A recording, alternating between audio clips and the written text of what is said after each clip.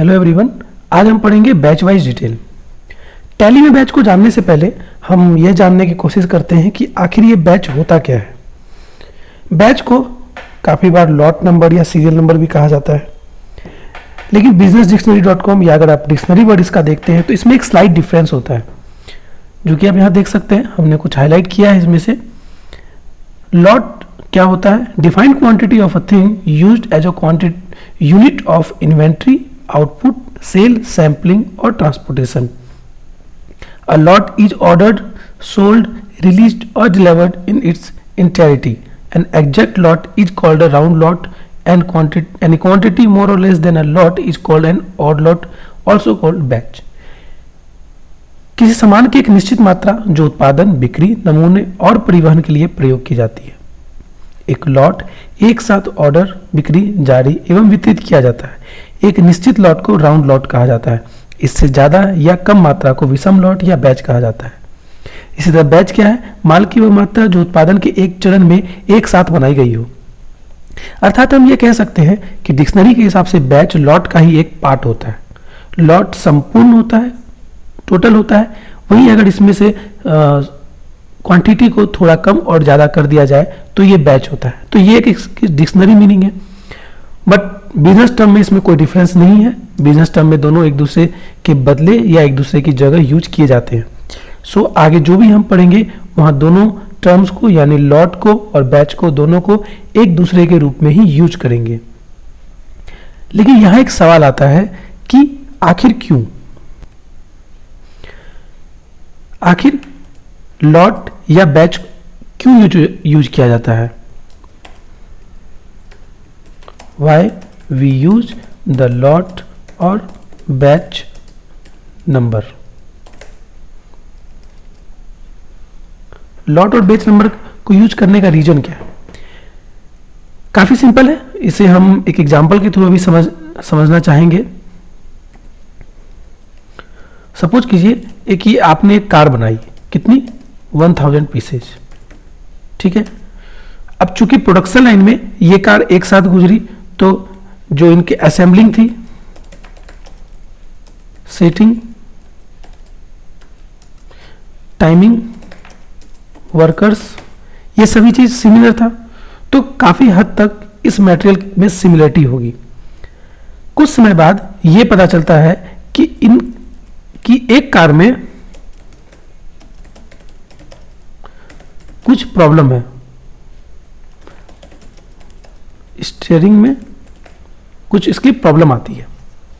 अब चूंकि ये एक कार के स्टीयरिंग में प्रॉब्लम है और यह एक कार इस लॉट का पार्ट थी जहां पर कि हमने 1000 पीसेज बनाया था, तो ये काफी हद तक सिमिलरिटी है, काफी हद तक संभावना है कि ये सारी कार्स में ये प्रॉब्लम हो।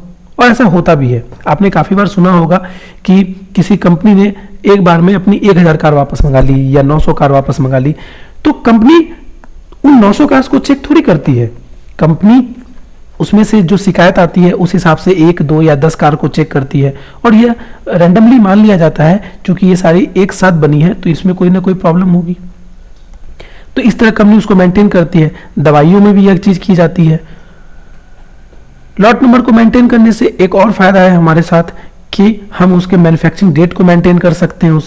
उससे हम अलग अलग मैन्युफैक्चरिंग डेट की चीजें बना सकते हैं। फॉर एग्जांपल, जो मटेरियल आज बनता है वह आज मैन्युफैक्चरिंग होगा और उसकी एक्सपायरी डेट भी उन सभी मटेरियल की जो आज बनी है वो एक ही दिन होगी।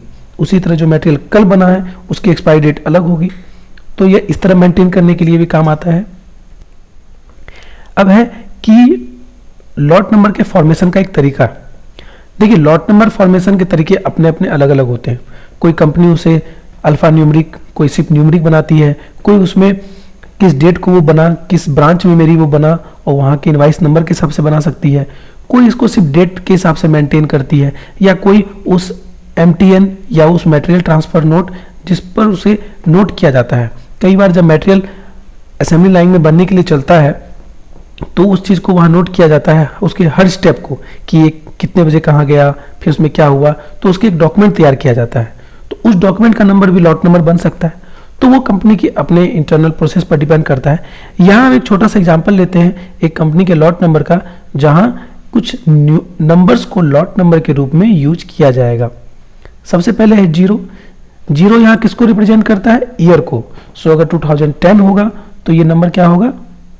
जीरो। अगर 2012 होगा तो ये 12 हो जाएगा। सेकेंड, 2 डिजिट मंथ को, मीन्स अगर मार्च होगा तो ये 03, अप्रैल 04।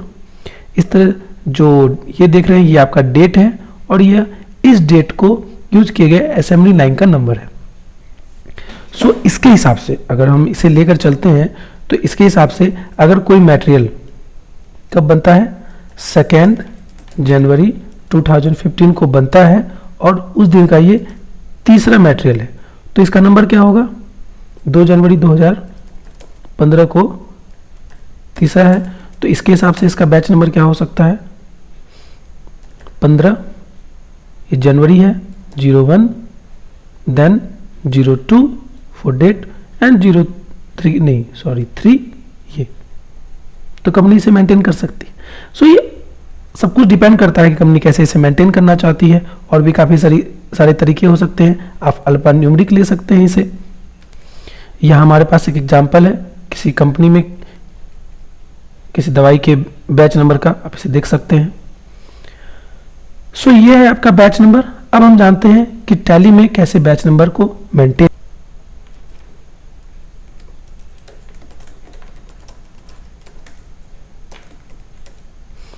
टैली में बैच को मेंटेन करने के लिए सबसे पहले हम क्या करते हैं? सबसे पहले F11 में जाएंगे, F2 में जाएंगे, इन्वेंट्री में करके देखते हैं। F11, F2, यहां जाने पर आपको इन दोनों ऑप्शन को यस करना होगा। Maintain batch wise details, yes. अगर आप एक्सपायरी डेट को यूज करना चाहते हैं, इस ऑप्शन को भी यूज करना चाहते हैं एक्सपायरी डेट्स के भी, तो इसे भी आप यस कर देंगे। देन एक्सेप्ट कर ले। आगे जिस भी प्रोडक्ट के साथ आप इन ऑप्शंस को यूज करना चाहते हैं उस प्रोडक्ट में भी इसे एक्सेप्ट करेंगे। सो यहाँ हमारे पास एक प्रोडक्ट है पैरासीटामोल।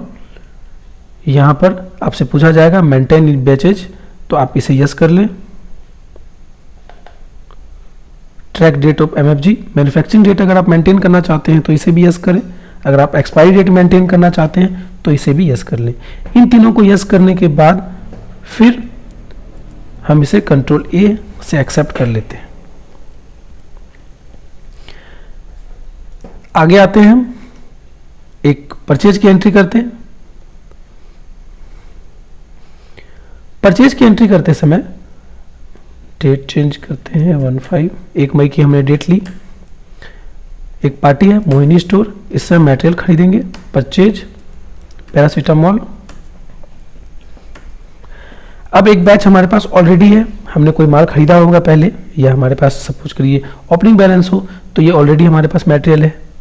अगर आपके पास जो माल अभी आ रहा है वो मटेरियल भी इसी बैच का है तो आप इसे कॉपी कर सकते हैं। अगर बैच दूसरी है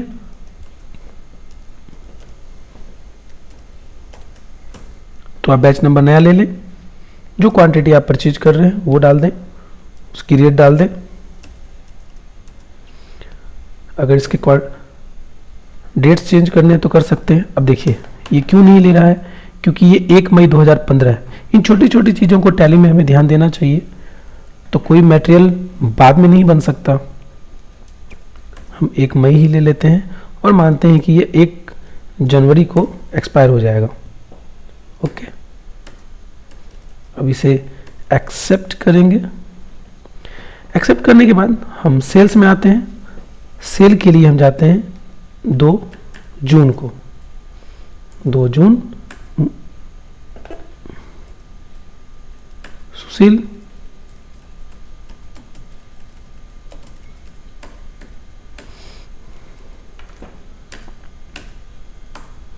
यहाँ आपके पास दोनों बैच, उनकी एक्सपायरी डेट और उनमें रिमेनिंग क्वांटिटी जो भी है वो आ रही है। तो सपोज करते हैं कि हमने क्या खरीदना है, सॉरी बेच रहे 100 pieces 001 AB and 200 pieces 002 AB। ये हम खरीद रहे हैं, तो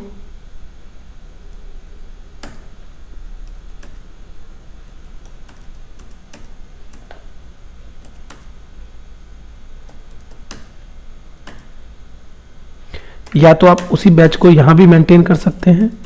दोबारा हम यहाँ पे एंड ऑफ लिस्ट की जगह न्यू नंबर लेंगे, सॉरी नॉट एप्लीकेबल, 002 200 पीसेज।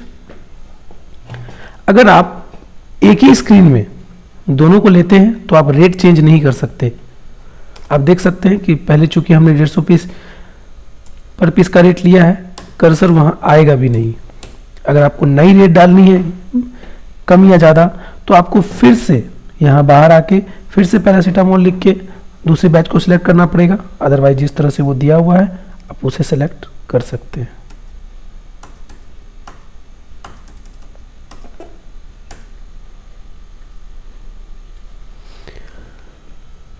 अब हम आते हैं, एक एंट्री हम 1 जनवरी को पास करते हैं। 1 जनवरी को हमने सूरज को मटेरियल बेचा। क्या बेचा हमने मटेरियल में? तो ये 100 पीसेज 001 AB और 100 पीसेज 002 AB लेना चाहते हैं। अगर आपको एक्सपायरी डेट के हिसाब से ध्यान होगा तो 001 AB एक्सपायर कर चुका है और 002 AB अभी एक्सपायर नहीं किया है। हम इसका डिफरेंस देखते हैं टैली में। 001 AB भी यहाँ 1 जनवरी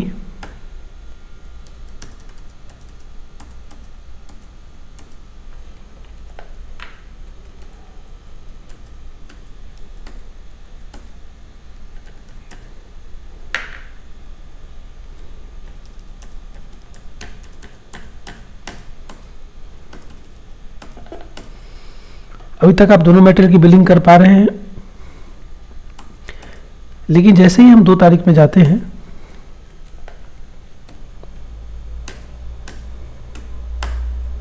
आपको यहां मटेरियल नहीं मिलेगा। क्यों? क्योंकि दोनों मटेरियल 1 तारीख को ऑलरेडी एक्सपायर हो चुके हैं। अगर हमें उसे भी बिल करना है, अगर आप चाहते हैं कि नहीं मैं एक्सपायरी मटेरियल को बिल करूंगा, तो उसके लिए आप F12 में जाएं। F12 में जाने पर आपको यहाँ एक ऑप्शन मिलेगा,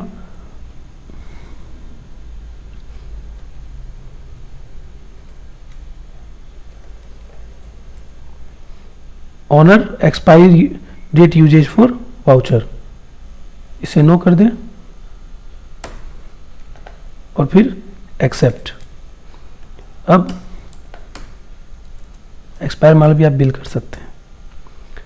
सो ये है टैली में बैच वाइज डिटेल में कि एंट्री करने का, मेंटेन करने का तरीका। बैच वाइज आप अपने स्टॉक को ये भी देख सकते हैं कि कौन सा स्टॉक बैच वाइज कितना आपके पास बचा हुआ है, जिसका एक जुगाड़ू तरीका मेरे हिसाब से है कि आप स्टॉक समरी में जाएं, जिस भी स्टॉक आइटम में जाना है वहां तक जाएं और उस पर जाके राइट क्लिक कर दें। राइट क्लिक करते ही आपको बैच वाइज स्टॉक मिल जाएगा।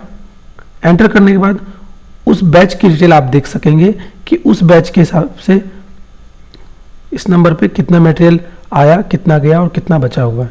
सेम आप नीचे आके भी देख सकते हैं।